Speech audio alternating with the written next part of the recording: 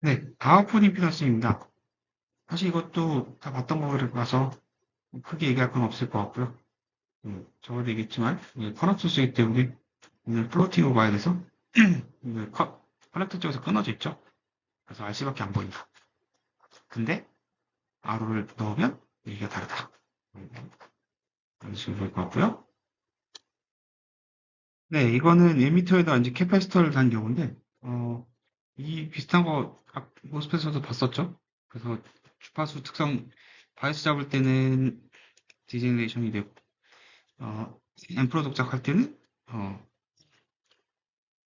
디제너레이션이 안 되게끔 캡이 저항을 쇼트시켜버리는 그런 구조였는데, 여기는 좀 다르죠. 지금 저항 양단에다 캡을 단 게 아니라 컨스탄트 커런트 소스에다 이렇게 달아놨죠. 사실 이거에 대해서는 음, 저도 정확하게 왜 이렇게 바이어스를 해야 되는지는 솔직히는 잘 모르겠습니다.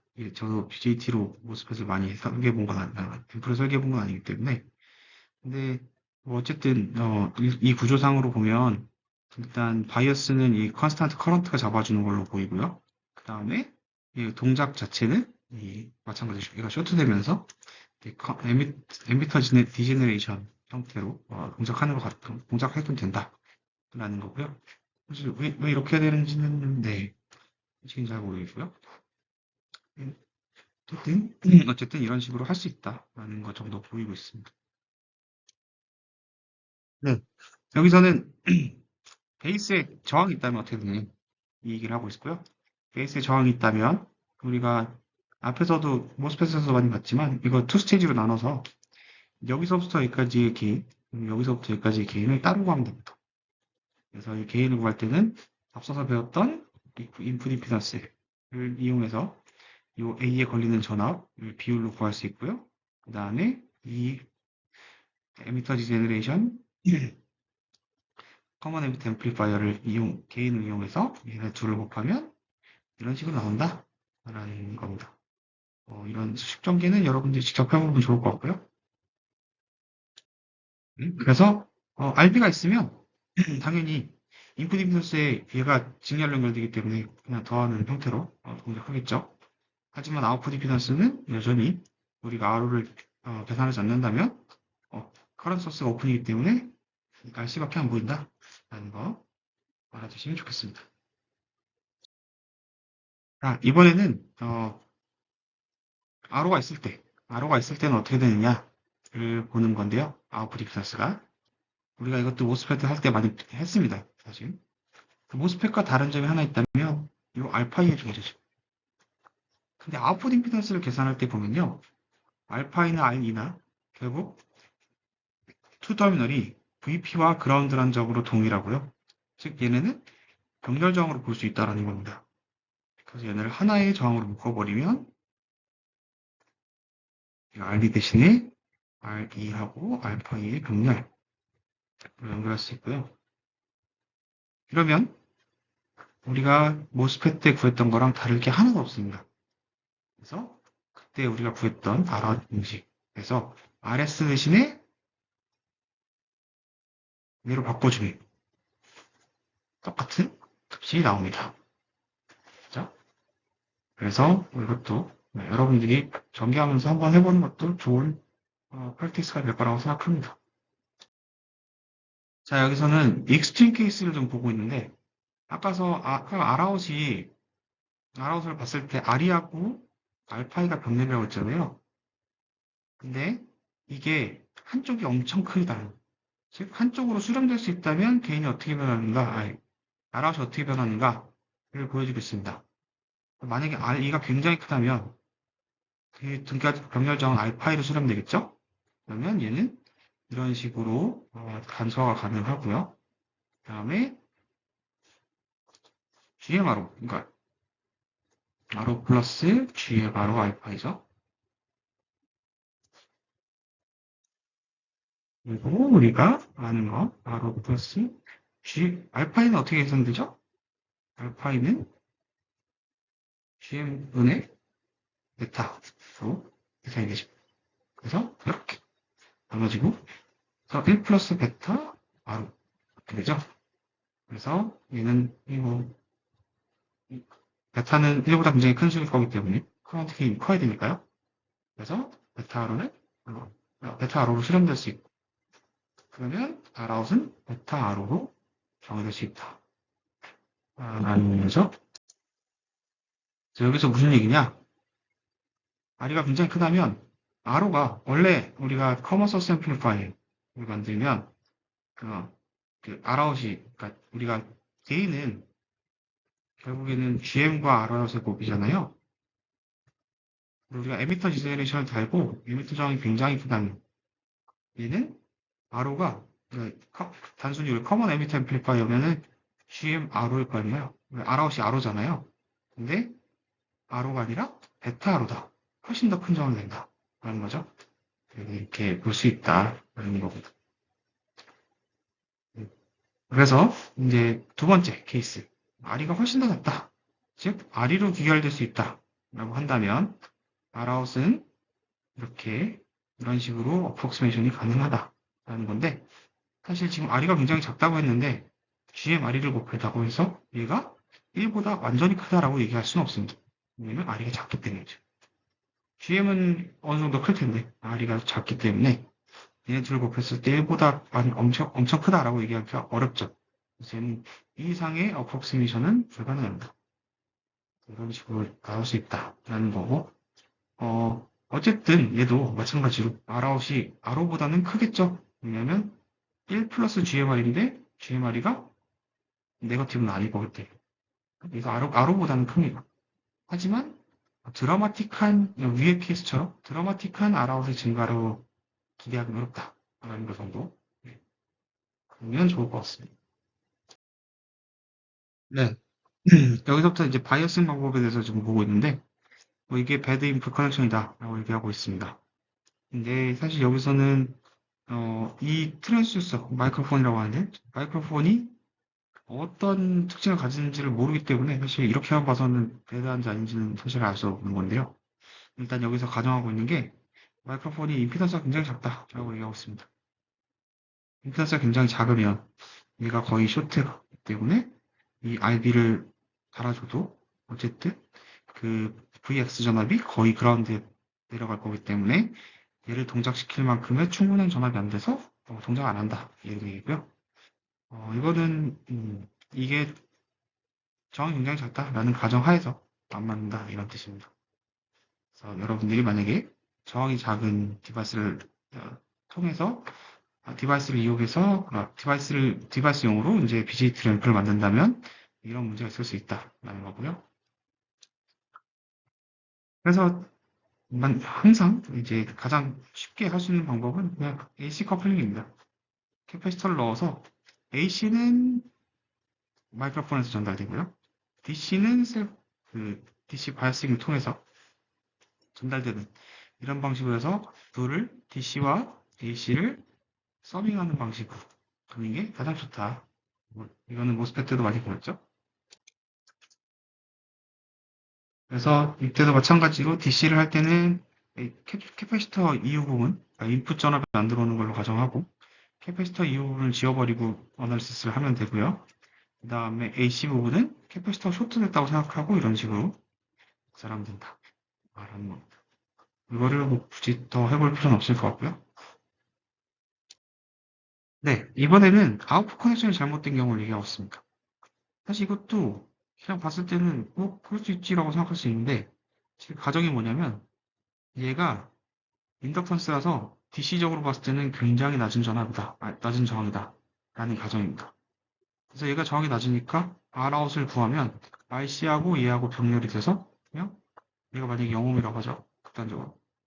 얘랑 얘랑은 병렬하면 0옴이죠. 그래서 개인이 안 나온다. 이런 얘기를 하고 있는 거죠. 그래서 또 이렇게 되면 가장 큰 문제는 사실 얘가 0이면 어쨌든 그라운드로 수출했다는 얘기고요. 그럼 VCE가 없다는 얘기죠. 굉장히 VCE가 작으면 어떤 문제가 생기죠? 얘가 세츄레이션 문제가.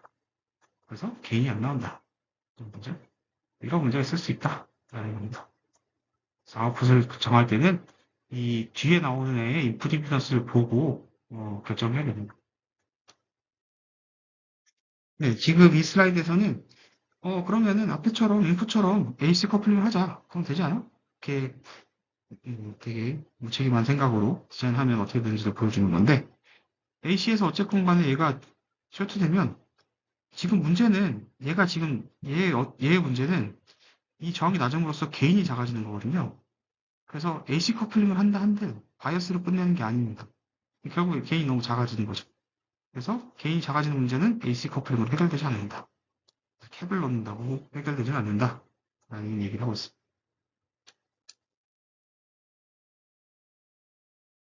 네, 이것도 레지스티브 디바이더로 바이어스 했을 때 어떻게 되는지에 대해서 이제 보여주고 있고요. 네, 뭐 바이어싱이기 때문에 사실 개인을 바꾸는 건 아닙니다. 바이어싱 포인트에 따라서 GM은 바뀌겠지만 어쨌든 이 수식 자체는 안 바뀌는 거기 때문에 이 바이어싱이 개인에 영향을 주진 않고요.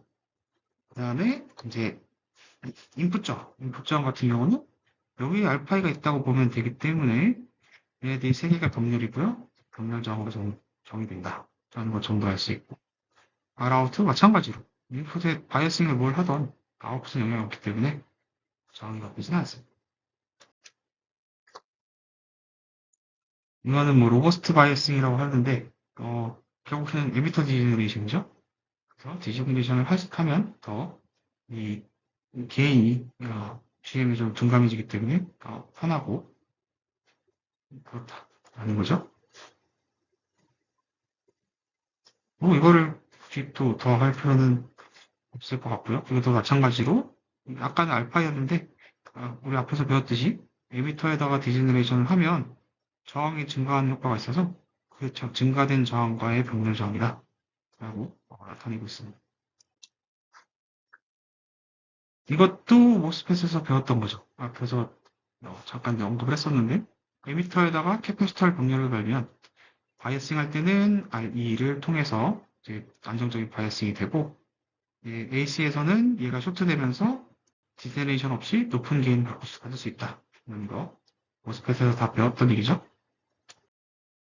네, 이거는 뭐 RB를 그러니까 바이어싱을 포함한 전체 게인을 유도한 거 네, 전체 게인 전체적인 회로의 게인을 나타내고 있는데요. 이거는 그냥 다 앞에서 배웠던 거 다 똑같은 거고 이제 RC 대신에 RC와 RL에 대한 병렬을 넣고 그 다음에 RB 대신에 RS와 R1, R2의 병렬을 넣으면 사실 앞에서 했던 것과 똑같은 게인 공식입니다. 그래서 정보를 바꿀 수 있다라는 거 네, 알고는 될 것 같고요. 네, 이번에 배울 거는 커먼 베이스 앰플리파이어입니다. 커먼 베이스 앰플리파이어는 기본적으로 베이스랑 대응되는 게 게이트죠. 커먼 게이트 앰플리파이어랑 똑같다라고 보시면 되고요. 커먼 게이트 앰플리파이어 배울 때 어땠었나요? 그냥 커먼 소스 앰플리파이어의 폴라리티만 뒤집어진 그런 앰프였죠. 그래서 비슷한 특성을 가진다라고 보면 되겠습니다. 마찬가지로 앞에서 얘기했던 것처럼 개인이 폴라리티만 뒤집어진 상태의 그런 개인을 갖는 앰프죠. 자세한 거는 뭐 모스펫 다 했으니까 여러분들이 다 알 거라고 생각하고요. 네, 이 장에서는 트레이드오프 얘기를 하고 있는데요. 커먼 에미터 앰플리파이어랑 똑같은 트레이드오프죠. 개인을 높이기 위해서 RC를 증가시키면 결국 헤드룸이 줄어서 그런 문제 생긴다. 트레이드오프. 앞에서 했던 거니까 넘기겠습니다. 네, 이번 슬라이드는 인풋 저항에 대한 얘기고요. 커먼 베이스 앰플리파이어 같은 경우는 인풋이 에미터이기 때문에 소스에 해당하는 거죠. 그래서 인풋 저항이 1/5 GM쯤 된다. GM이 된다. 라고 얘기를 하고 있습니다. 근데 잘 생각해보면요. 이 구조를 생각해보면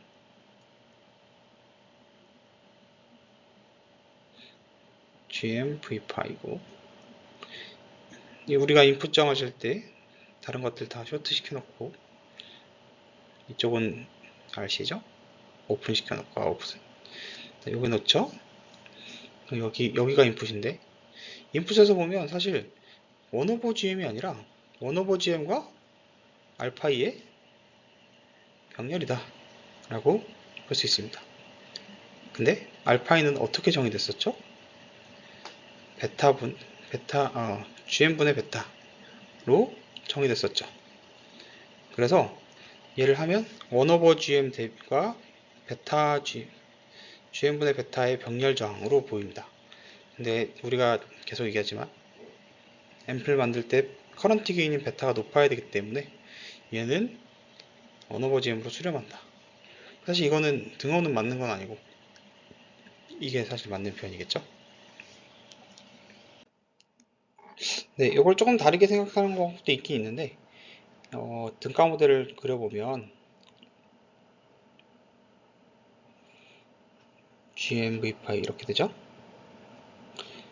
여기가 VX고요. VX고 우리는 여기는 IX를 이렇게 얘기하고 있죠. 근데 IX는 I이고요. VX는 여기는 커런트 소스이기 때문에 얘를 전압 디파인 하기는 어렵지만 얘는 저항이기 때문에 IB 곱하기 R파이, 즉 얘는 VB이고요. 얘가 곧 VX가 되죠. 정확히 말하면 마이너스 VX겠지만 이렇게 되죠.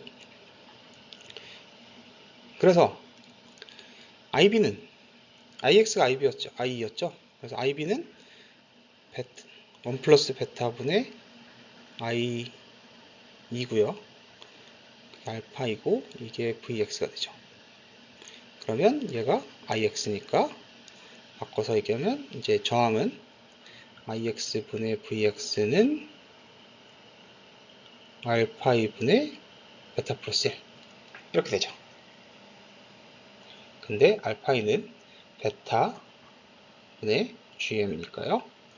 여기다가 이렇게 곱하면 되죠. 그래서 얘가 어프록시메이트하게 거의 상쇄된다고 생각하면 1 over GM이 된다. 이렇게 볼 수 있습니다.